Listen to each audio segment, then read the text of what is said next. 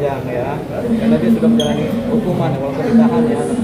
Tapi karena si Faris RM sebagai terdakwa ini memang mengakui bersalah juga menggunakan narkotika, dia dalam posisi mengakui apapun proses hukum yang berlaku, termasuk apapun keputusan yang akan diputus oleh majelis.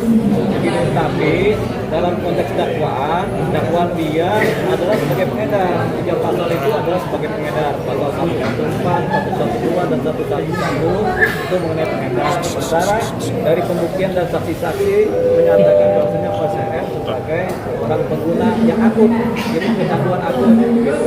Dan dia tidak terbukti mengedarnya.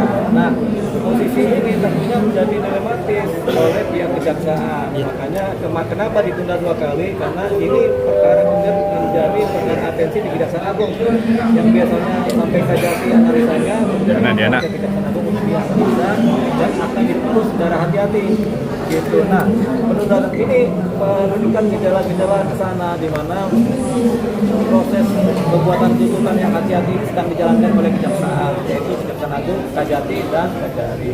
Dalam konteks ini kita berpikir yang positif karena berkemungkinan apalagi sudah ada kebijakan dari BNN di mana pengguna harus direhab sebagai korban, tentunya pihak Kejaksaan Agung juga harus memikirkan ini atau melihat ini sebagai suatu pertimbangan. Karena sebagai suatu pertimbangan disinilah kehati-hatian Kejaksaan Agung yang kemudian mencoba membuat tuntutan. Tuntutannya apa? Kita berposisi ingin bahwasanya berkemungkinan besar tuntutannya adalah dia akan direhabilitasi, dituntut rehabilitasi untuk 2 kali.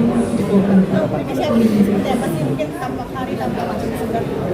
Tampak hari Faris RM nampak lebih segar. Ya pasti kita lihat lagi kan dimana dia lebih segar. Kenapa? Karena hal-hal yang membuat dia menjadi depresi, stres hilang.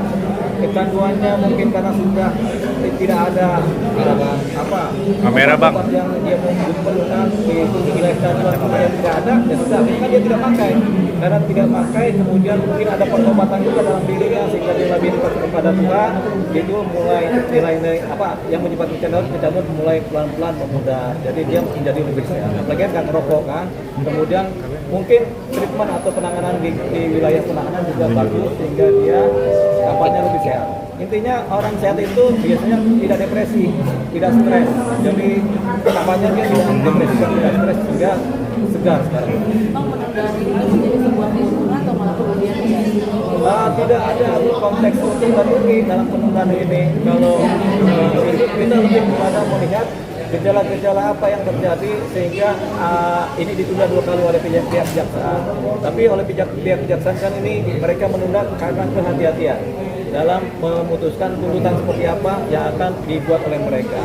Jadi perlu rapat, perlu gelar, perlu analisa, perlu mempertimbangkan apa yang disampaikan oleh institusi lain, khususnya oleh BNN, perlu mempertimbangkan juga apa-apa yang kemudian berkembang di masyarakat dan yang menjadi perhatian masyarakat. Ada kekecewaan nggak dari Om Faris? Tidak, tadi kan dia tidak kecewa, dia baik-baik saja. Nah ini ya teman-teman istrinya sebenarnya. Hari ini istrinya lagi kurang sehat mungkin ya, jadi perawatan. Tapi ya dia ditemenin dengan kami juga udah tenang. Ya kan yang penting dia kelihatan sehat, begitu. Tidak ada rasa depresi ya, kelihatan dari wajahnya ya.